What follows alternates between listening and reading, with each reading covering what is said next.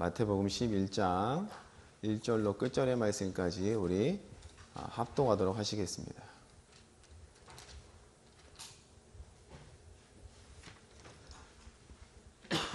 마태복음 11장 1절로 30절 같이 읽겠습니다. 시작. 예수께서 12제자에게 명하시기를 마치시고 이에 저희 여러 동네에서 가르치시며 전도하시려고 거기를 떠나 가시니라. 요한이 옥에서 그리스도의 하신 일을 듣고 제자들을 보내어 예수께 여짜오되 오실 그이가 당신이오니이까 우리가 다른 일을 기다리오리이까. 예수께서 대답하여 가라사대 너희가 가서 듣고 보는 것을 요한에게 고하되 소경이 보며 앉은 병이가 걸으며 문둥이가 깨끗함을 받으며 귀머거리가 들으며 죽은 자가 살아나며 가난한 자에게 복음이 전파된다 하라. 누구든지 나를 인하여 실족하지 아니하는 자는 복이 있도다 하시니라. 저희가 떠남에 예수께서 무리에게 요한에 대하여 말씀하시되 너희가 무엇을 보려고 광야에 나갔더냐?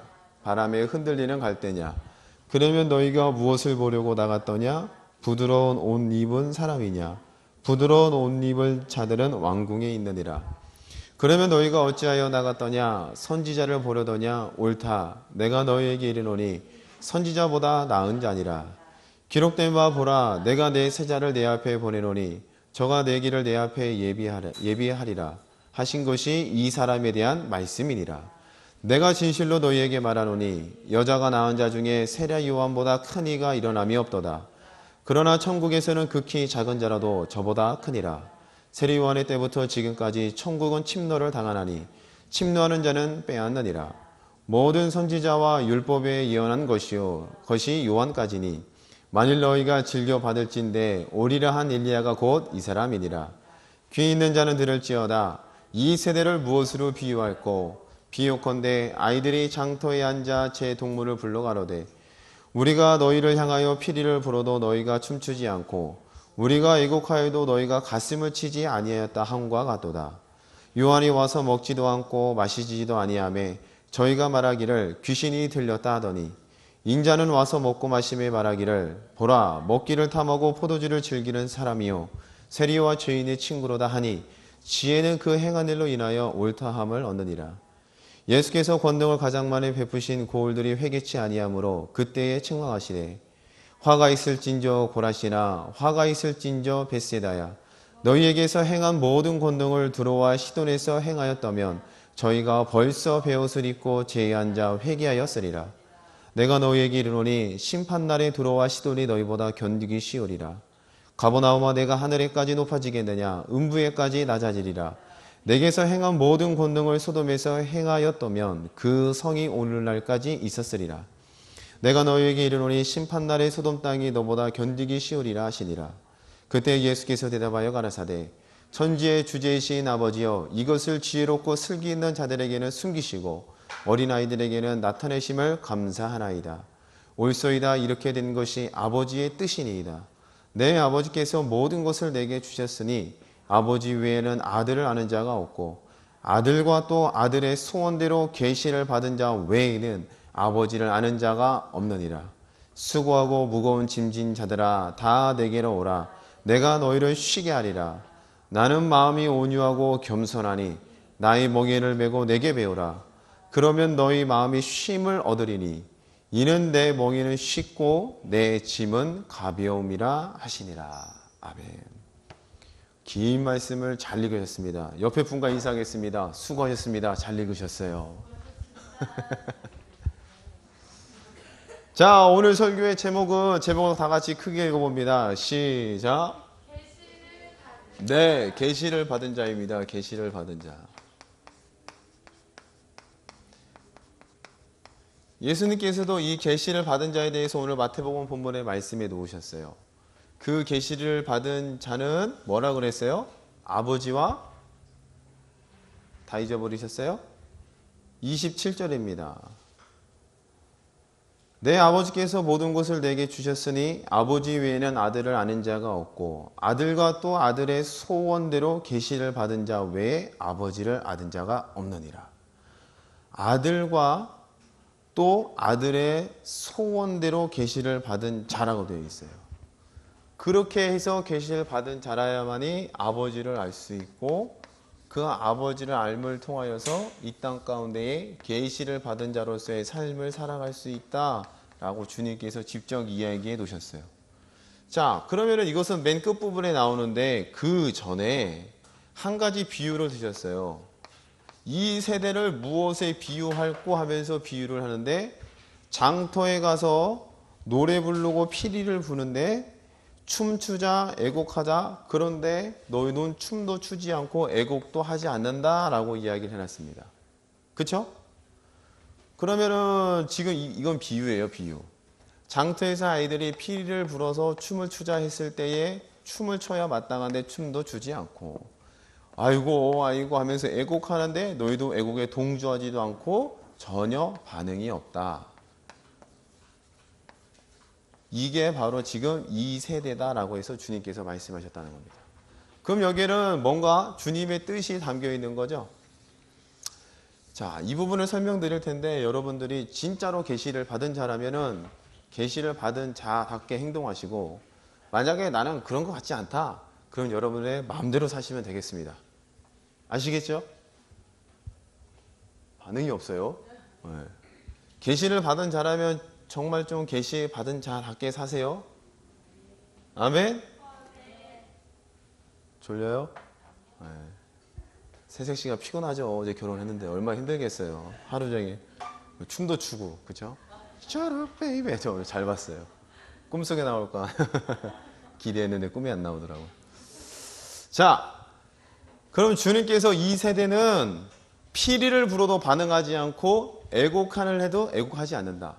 그러면 뭔가 말을 하고 있는데 듣는다는 거예요? 못 듣는다는 거예요? 듣지 않는다? 못 듣는다라고 판단하시는 거죠. 이해되세요? 예수님께서는 뭔가 지금 복음을 증거하시고 율법을 통해서 자기가 오신 계시를 통해서 여러 가지 기적을 통해서 나는 하나님을 뜻을 가지고 이 땅 가운데 온 자야라고 보여주셨단 말이에요. 그런데 많은 사람들이 그 보여주신 일들에 대해서 반응하지 않는다는 겁니다. 그래서 이 세대들을 향하여 비유하기를 피리를 불어도 춤추지 아니하며 애곡하여도 함께 애곡하지 못하는 전부 다 듣긴 들어도 못 듣는 자라고 판단하셨어요. 이제 못 듣는 자에 대해서 성경적인 예를 한번 들어볼게요. 첫 번째입니다. 첫 번째 창세기 시대에 누가 나와요? 하와가 나옵니다. 그 전에 누가 만들어졌어요? 아담이 만들어졌어요. 성경을 보니 아담과 하와 전부 다 하나님의 형상과 모양으로 만들어졌대요. 그럼 하나님의 형상과 모양으로 만들어졌다는 그 말은 하나님의 지혜와 지식을 가진 자로서 육신의 몸을 입고 하나님께서 명해놓으신 에덴 동산을 다스릴 수 있는 자로 세워졌다는 뜻입니다. 할렐루야. 그러면 하와는 비록 아담보다 늦게 만들었을지언정 하나님께서 나의 형상과 모양을 따라 만들었으니 하와 역시도 하나님의 형상과 모양을 따라 이 세상에 태어난 자라고 봐야 돼요. 그런 자에게 누가 등장했어요? 뱀이 등장했습니다. 요 뱀은 요한계시록을 보니 큰 용을 잡으니 옛뱀 곧 마귀와 사단이라라고 요한계시록 12장이 말씀하고 있어요. 그러면 육신의 눈으로 봤을 땐 뱀이지만 여기에는 마귀와 사단의 영이 함께해서 하와에게 이야기를 건네죠. 가장 먼저 건네는 게 뭐예요? 가장 먼저 하는 말이 하나님께서 동산 각종 나무의 모든 실과를 먹지 말라 하셨느냐? 이런 얘기를 꺼내죠. 맞나요? 3장 넘어갈게요. 자, 3장 보세요. 창세기 3장입니다. 3장 1절 여호와 하나님이 지으신 들짐승 중에 뱀이 가장 강교하더라. 뱀이 여자에게 물어가로되 하나님이 참으로 너희들어 동산 모든 나무의 실과를 먹지 말라 하시더냐. 여자가 뱀에게 말하되 동산 나무의 실과를 우리가 먹을 수 있다. 모든 것을 먹지 말라고 하느냐라고 의구심을 갖게 만들어버리죠. 자기가 알고 있는 생명의 지식, 자기가 알고 있는 하나님의 말씀, 하나님의 금령, 남편으로부터 전해들은 아버지의 말씀을 이 말씀에 대해서 궁금증이 생기게 만드는 게 뱀이에요. 처음부터 100% 그게 아니야 라고 강력하게 반대하지 않아요. 이해되세요? 교묘하게 접근하는 겁니다. 교묘하게. 처음부터 야 그거 거짓말이야 이렇게 얘기하지 않고 하나님께서 해놓으신 기준에 대해서 궁금증을 품게 만든다는 겁니다. 그리고 그 궁금증을 비집고 들어가서 하나님의 말씀에서 떠나게 만드는 일을 뱀이 아주 강교하고 지혜롭게 잘 수행하고 있는 게 창세기 3장에 나와요. 그럼 우리는 이 내용의 결말을 알아요. 결국 하와는 먹지 말라는 하나님의 말씀을 따먹었다는 겁니다. 선악과를. 그렇죠? 그러면 그때 하와의 상태는 어떤 상태였어요? 하나님의 형상과 모양대로 지음을 받았고 하나님으로부터 말씀을 들었죠. 누굴 통해서 들었겠어요? 아담을 통해서 들었겠죠.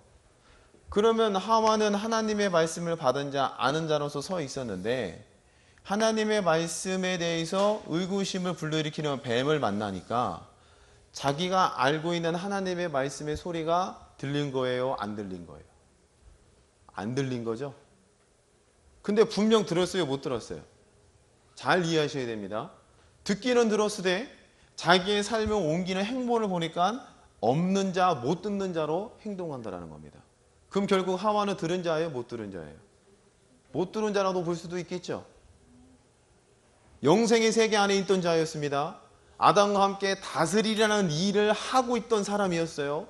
그 사람에게도 하나님의 말씀에 의구심이 불러일으키니까 전혀 엉뚱한 길로 선택하고 하나님의 말씀을 못 듣는 자로 서 있다는 겁니다. 이해하셨습니까? 자, 두 번째예요. 두 번째.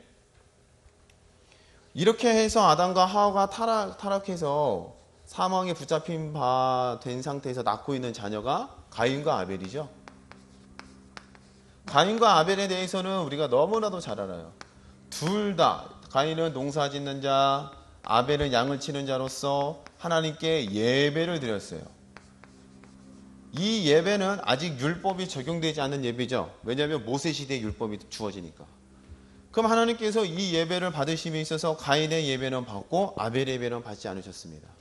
그 이유가 아벨은 양을 잡아드렸고 가인은 곡식으로 드려서 하나님께서 받지 않으셨다가 아니죠. 히브리서에 보니 아벨은 지금도 뭘 얘기한대요? 믿음으로써 말한다라고 했어요. 그럼 하나님께서 그 순간에 이 예배를 받는 순간에 가인과 아벨의 차이점을 발견했어요. 가인은 믿음 없이 예배를 드렸고 아벨은 믿음이 있는 상태에서 하나님을 예배했다는 겁니다. 그때 하나님께서는 이 예배를 받으셨어요. 그때 가인이 아벨을 돌로 쳐 죽이는 인류 최초의 살인사건이 여기서 발생됩니다. 그럼 가인 역시도 아담과 하와로부터 태어난 자식이기 때문에 아담과 하와로부터 일종의 신앙에 대해서 하나님에 대해서 우리가 왜 지금 이렇게 수고와 땀을 흘려야 하며 우리는 본디 어디서부터 왔는지 이런 것들을 충분하게 교육을 받았을 겁니다. 물론 성경에는 나와 있진 않아요.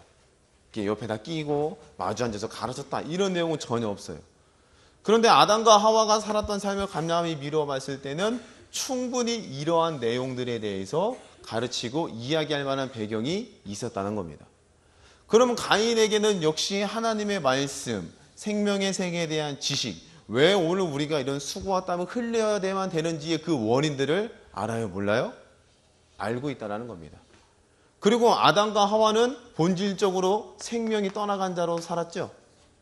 그렇죠? 범죄했을 때 생명이 떠나갔잖아요. 그러면 아담과 하와는 체험적으로 아는 거예요.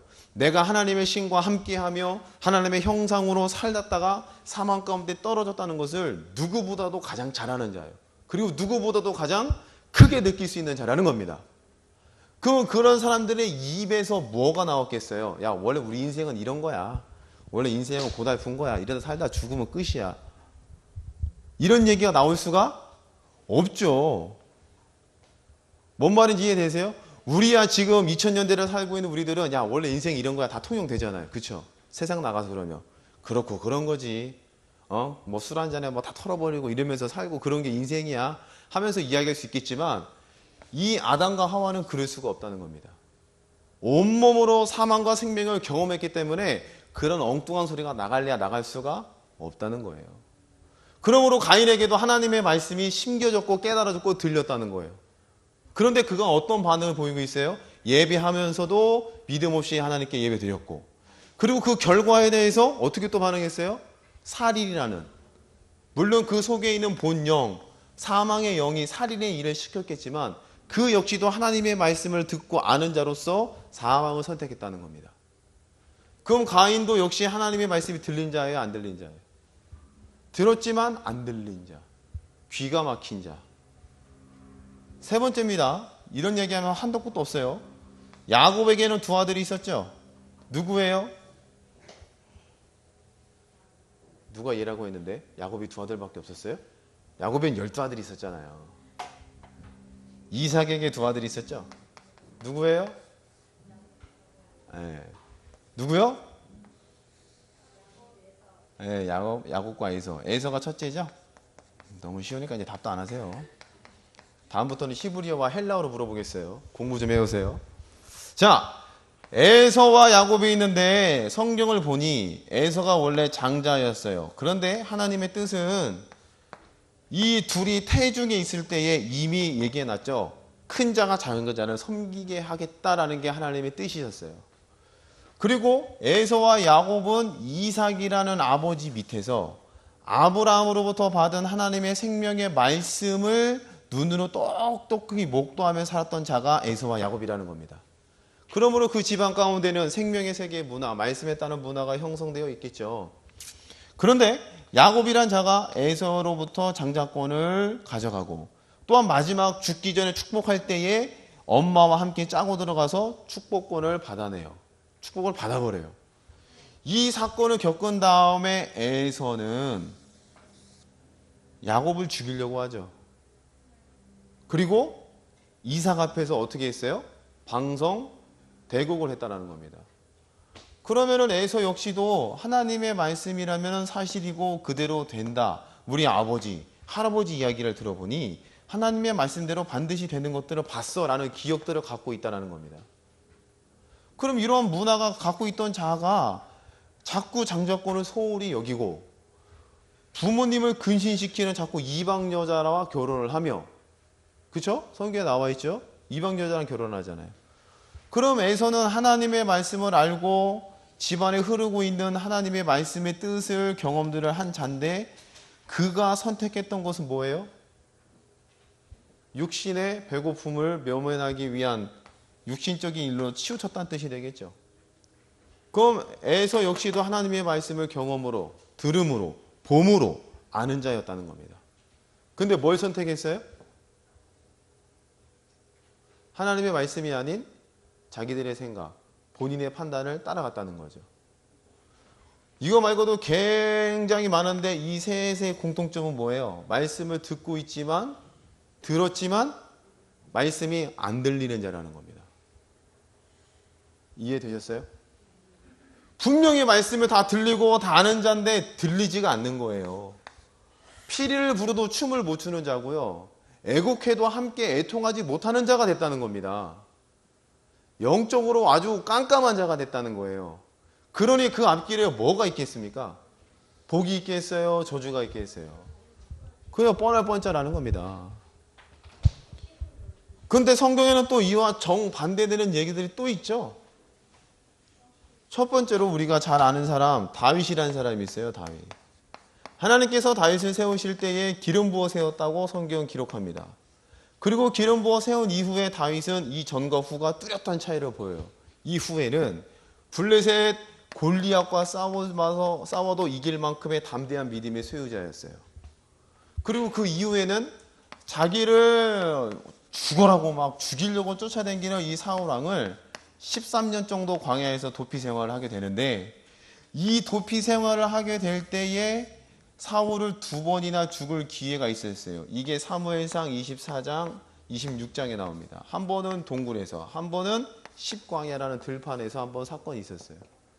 이 2번의 기회에 좋은 찬스가 있었음에도 불구하고 다윗은 사울을 죽이지 못한다는 겁니다. 그 이유가 뭐냐고 되어 있느냐? 한번 찾아볼게요. 24장, 사무엘상 24장을 피세요.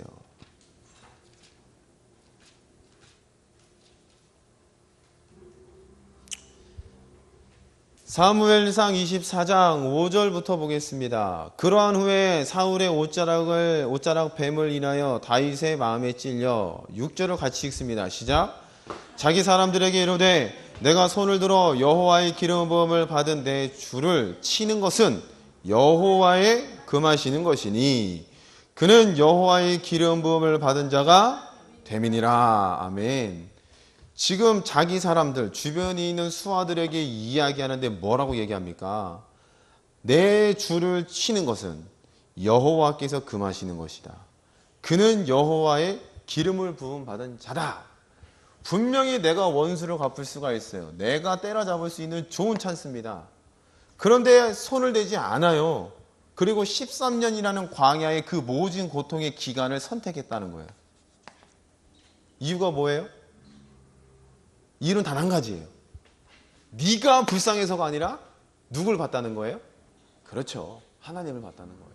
물론 다윗도 그 이후에 뭐 실수도 하고 여러 가지 엎어지는 거 있지만 그래도 다윗을 최고로 치는 게 뭐냐면 하나님의 말씀을 들은 자로서 하나님의 말씀이 결정적인 순간에 안 들린 자로 있는 게 아니라 들리는 자로 서 있었다는 겁니다. 그 하나님을 인지하고 그 아버지께서 원하시는 그것을 선택해낼 수 있는 말씀이 들리는 자, 피리를 부냐 같이 춤출 수 있는 자였다는 거예요. 애곡하냐 같이 함께 눈물 흘릴 수 있던 자가 다윗이었다는 겁니다. 이해가 되셨습니까? 아마 저 같았으면 당장 죽여버리고 그냥 어차피 한번 인생 사는 건데 왕 빨리 하고 그냥 주님 나라 가자 이런 생각을 했겠죠. 근데 다윗은 그렇지가 않았다는 거예요. 충분히 얘를 살려주면 나의 고통의 기간, 광야에서 쫓겨나는 기간이 얼마나 고통스럽겠어요. 될 수 있으면 이 기간을 줄이려는 게 사람의 마음이고 될 수 있으면 어려움을 피하려고 하는 게 사람의 본 심성 아니겠어요? 뻔히 어려운 길을 가는데 그 길을 순순히 걸어 들어가는 자가 몇이나 되겠냐는 겁니까? 물론 지금도 있긴 있어요. 예전에 어디죠? 어떤 빌랑 아파트에서 화재가 났다면서요. 그 놓고 했던 사람 돌아가셨죠? 참 그 사람 대단하더라고요. 불난 거 알고 자기만 빠져나왔으면 자기는 충 살았는데 집마다 두드리면서 일어나세요 일어나세요. 그러다가 유독가스 마셔서 죽었대요. 물론 이 시대에도 그런 사람은 있긴 있어요. 근데 많지가 않다는 거죠.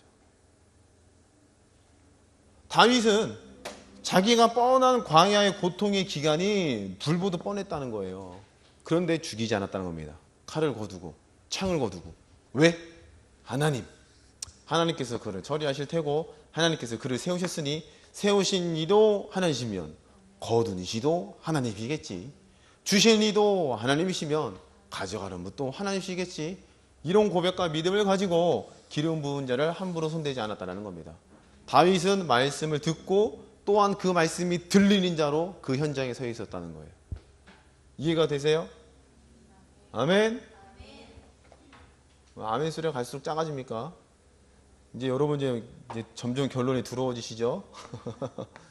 자, 성경에 또 있습니다. 이것 말고도 예수님께서 그러셨잖아요. 예수님께서 그 유명한 겟세마네의 기도. 내 원은 십자가를 지지 않는 겁니다. 근데 내 원대로 마시고 누구의 뜻대로요? 아버지의 뜻대로 하세요.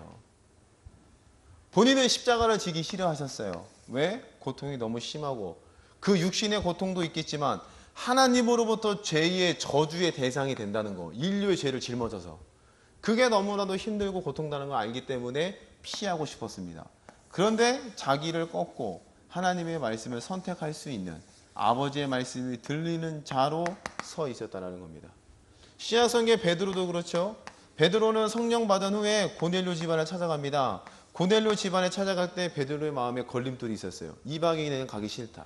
근데 하나님께서 그에게 연거푸 환상을 2번, 3번 보여주시죠. 그것을 보여주고 깨닫고 난 뒤에 어디로 가요? 고넬료 집안에 순순히 찾아갑니다. 그리고 그들에게 복음을 전해주고 세례를 베풀고 하나님의 은혜가 그 집안에 임하도록 베드로가 가서 사역을 잘 감당하게 됩니다. 그럼 베드로의 생각은 이방인 별 관심이 없어. 근데 하나님의 뜻은 이방인에게 가야 돼. 자기의 생각을 버리고 하나님의 말씀을 들리는 자로 그 현장 가운데 서 있었다는 거죠. 오늘 마태복음 11장에 예수님께서 길게 우리가 다 읽었어요. 그 문맥을 보시면 이 세대가 말씀이 들리지 않는다는 겁니다. 세례 요한, 엘리야가 와서 복음을 증거했대요. 걔네를 봐도 너희는 알아듣지 못했고 내가 복음을 전해도 너희는 나를 배척하는구나. 피리를 불어도 춤을 추지 않고 애곡하여도 애통하지 못하는 이 귀머거리들아, 좀 잘 좀 들어라.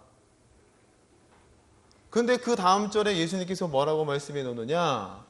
아버지와 아들의 뜻이 아니면은 계시를 받을 수가 없대요. 계시. 그럼 이 말을 뒤집어 이야기하면 계시를 받은 자는 피리가 불 때에 뭐 할 수가 있겠어요? 춤을 출 수 있다는 겁니다.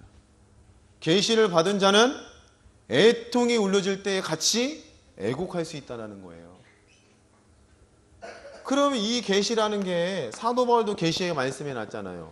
너희가 내가 쓴 글을 읽으면은 계시를 받은 거래요, 못 받은 거래요?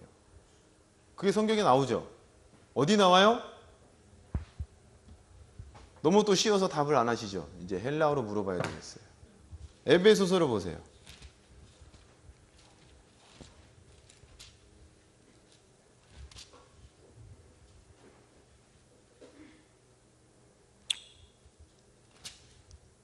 (3장입니다) 1절 보겠습니다. 이러함으로 그리스도 예수의 일로 너희 이방을 위하여 갇힌 자 된 나 바울은 너희를 위하여 내게 주신 하나님의 그 은혜의 경륜을 너희가 들었을 터이라. 곧 계시로 내게 비밀을 알게 하신 것은, 자 3절 말씀해 보니까 계시로 내게 비밀을 알게 해 주셨다라고 고백하죠. 이 계시는 누가 받은 거예요? 누가 받은 거예요? 누가? 사도 바울이 받은 거죠. 계시를 통해서 깨달았다는 거예요. 이 비밀을 알게 하신 것은 내가 이미 대강 기록한 것 같으니. 그럼 대강 기록했다는 것은 편지로 썼다는 겁니다. 하나님께서 사도 바울에게 주신 계시를 글로 썼다는 거예요. 그 다음 절을 같이 읽습니다. 시작. 이것을 읽으면 그리스도의 비밀을 내가 깨달은 것을 너희가 알 수 있으리라. 그리스도의 비밀을 깨닫고 내가 받은 계시를 너희가 알 수 있대요. 뭘 통해서요? 내가 쓴 글을 통해서. 아주 간단히 이야기하면 하나님의 성경 말씀을 여러분이 읽게 되면은 뭘 알 수 있다는 거예요? 그리스도의 비밀과 계시를 깨달을 수 있다는 뜻이 되겠죠. 할렐루야. 그러면 계시를 받았다 안 받았다라는 것은 뭐예요? 하나님의 말씀을 가진 자는 계시를 받은 자죠. 하나님의 말씀을 읽는 자는 계시를 본 자라는 겁니다. 그러면 저와 여러분들은 예수 그리스도를 믿고 하나님의 자녀가 되어서 이 말씀이 아버지의 말씀인 줄로 믿고 사는 공동체라는 겁니다. 성도예요. 그럼 여러분들은 계시를 받은 자예요? 안 받은 자예요? 그럼 여러분들은 피리를 볼 때 뭐 하실 수 있어야 돼요? 춤을 추실 수 있어야 됩니다. 그럼 여러분들은 애통하는 노래가 들려올 때 뭐 할 수 있으셔야 돼요? 같이 눈물 흘리면서 애통할 수 있는 자, 하나님의 말씀에 대하여 반응할 수 있는 자가 되셔야 된다는 거예요. 할렐루야. 그리고 이렇게 반응하는 자들에게는 주님께서 또 그 다음 절에 마태복음 본문에 뭐라고 넣으셨냐?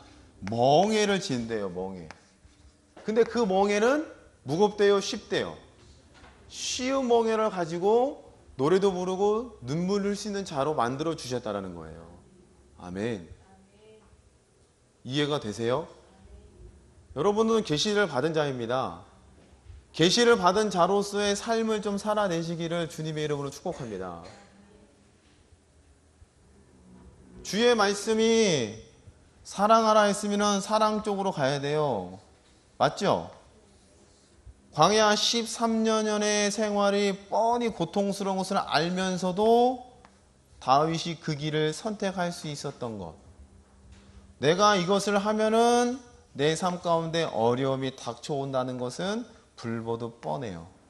그런데 계시와 말씀을 받은 자라면은 들리는 자로 가 있어야 맞다는 게 성경의 이야기입니다. 근데 그렇지 않고 선악과를 따먹는 하와 마냥, 동생을 때려 죽이는 가인 마냥, 장자권을 소홀히 여기는 에서 마냥 분명코 하나님의 말씀은 다 알아요.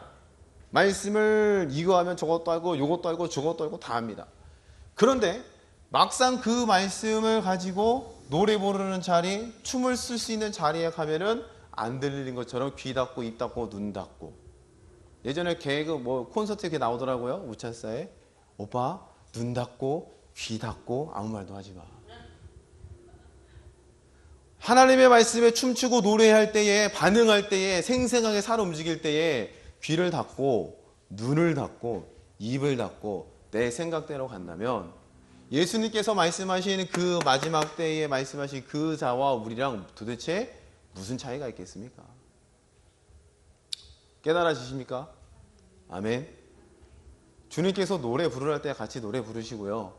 주님께서 애통할 때 같이 애통할 수 있는 우리 하나님 교회 성도 여러분 되길 축복합니다. 진짜로 계시 받았으면은 내가 이것을 선택하면 가면 불보듯 뻔해요. 죽을 것 같은 막 불같은 시험이 올 것 같아요. 미쳐버릴 것 같아요. 그런데 다윗이 그것을 선택함으로 하나님께서 그 왕위를 영원하게 해주겠다 약속하시고 나라를 최고로 세워주셨어요.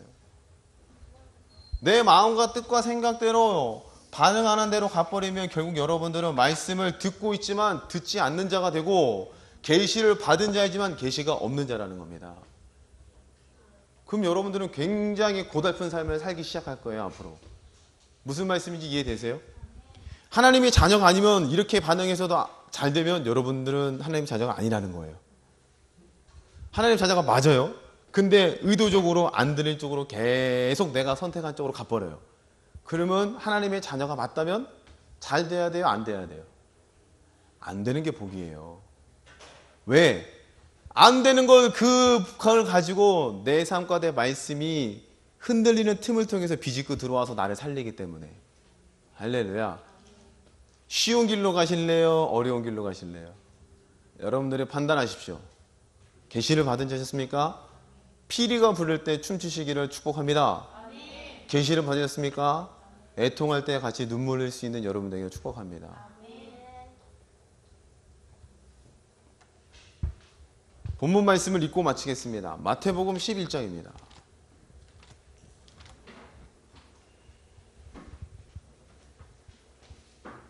15절부터 보겠습니다.